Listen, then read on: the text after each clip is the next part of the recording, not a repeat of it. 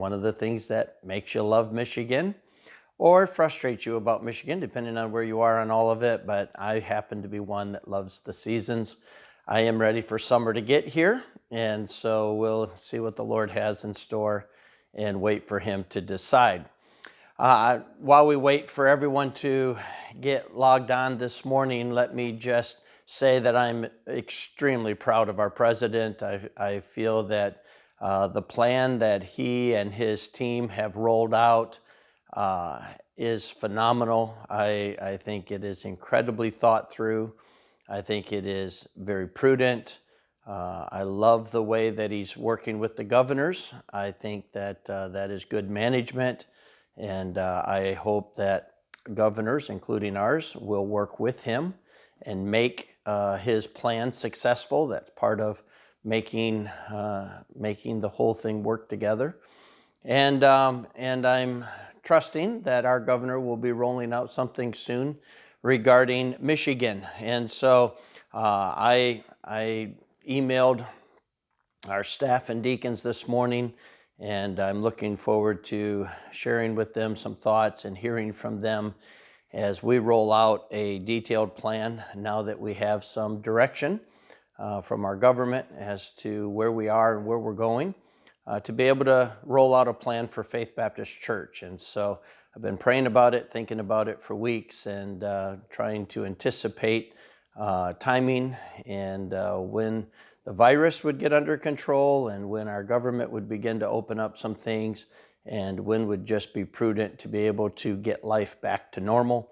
And I think we're getting close. We're certainly on the right track, and I'm very, very proud of our president. I think his plan that he has rolled out is a very, very well thought out and very, very doable plan, and it will be exciting to see how it all unfolds. And I trust that you've been praying, and now we'll participate in making those things successful. And so we're looking forward to the future.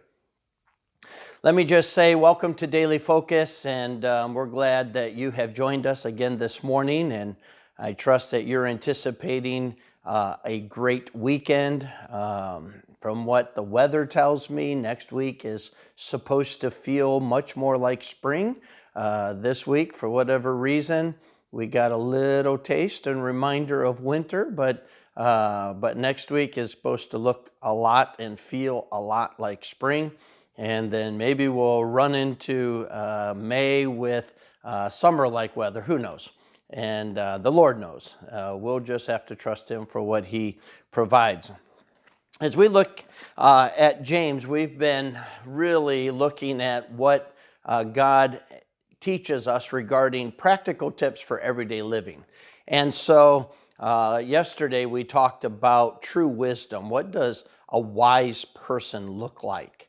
And we really boiled it down to the difference between a wise person and a foolish person, or a person who is spiritually wise and someone who is considered wise from the world's perspective, is simply this: a wise person pursues peace. They know how to get along with people. They know how to discipline their own flesh.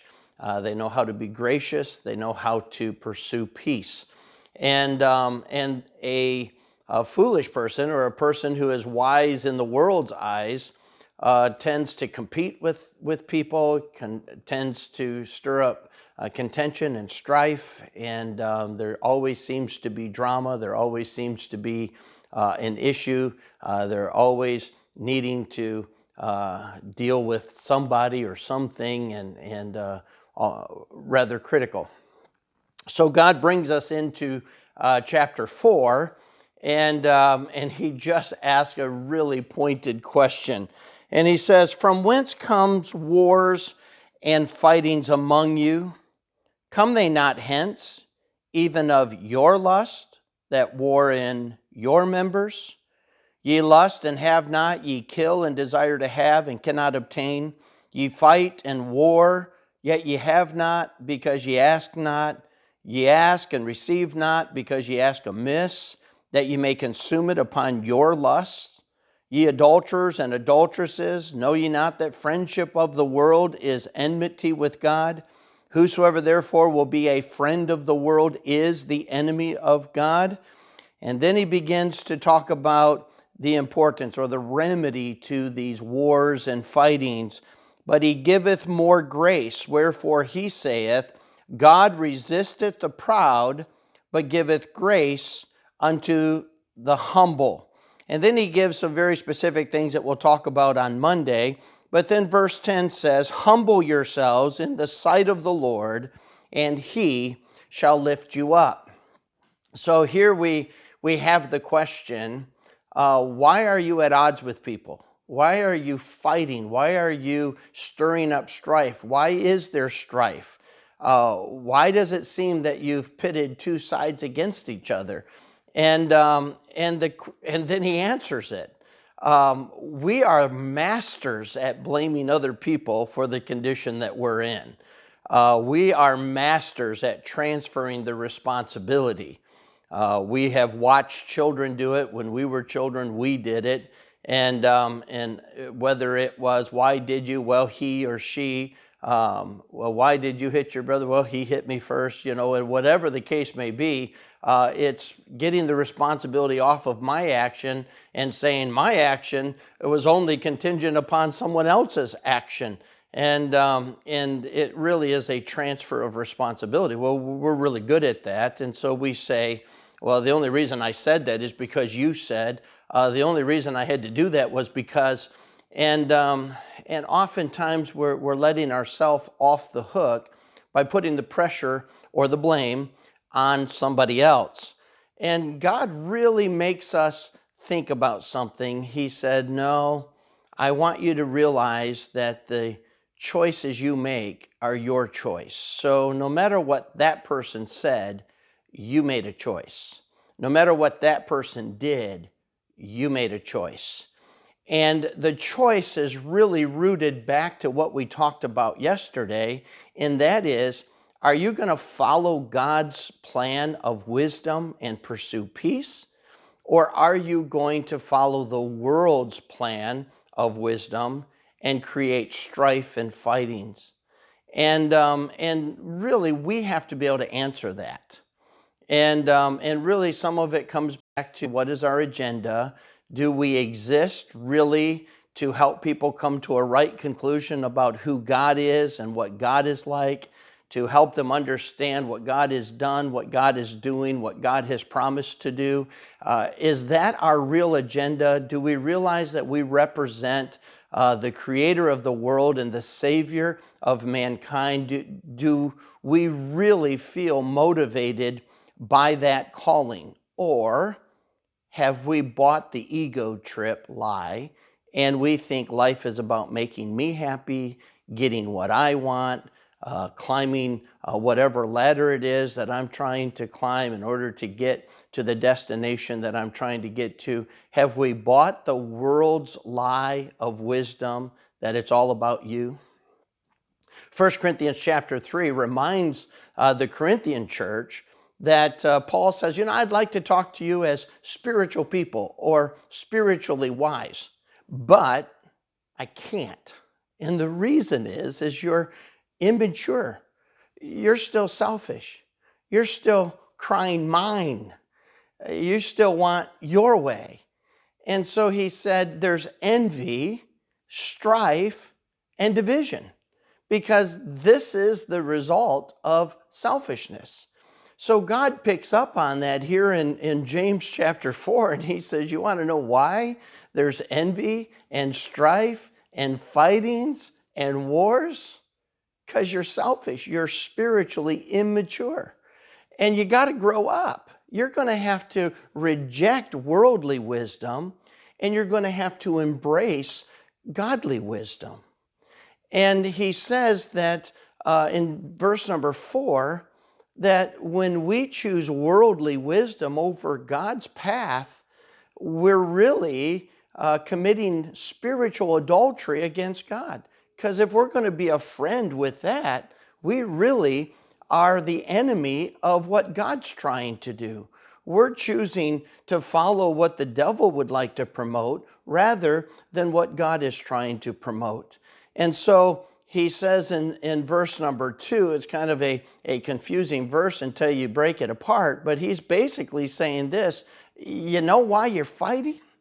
Because you got the wrong view of God and you got the wrong view of people. You see, God is in control and he makes no mistakes, and he has your good in mind for everything that he's doing.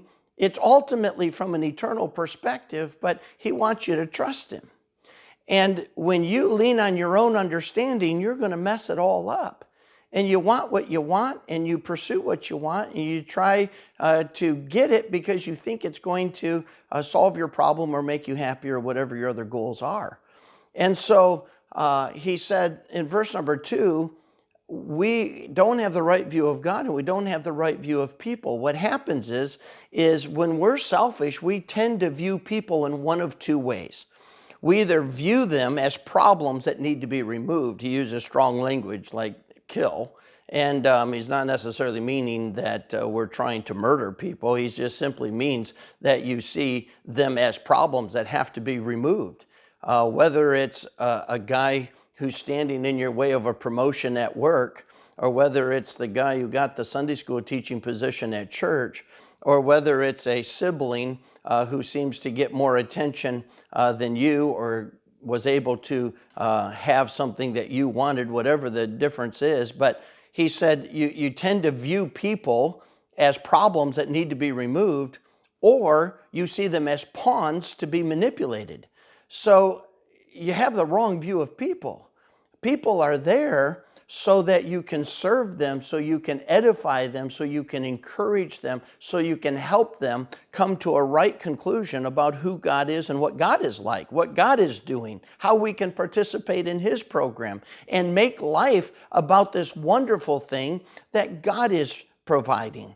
But when we make it all about us, we tend to create problems.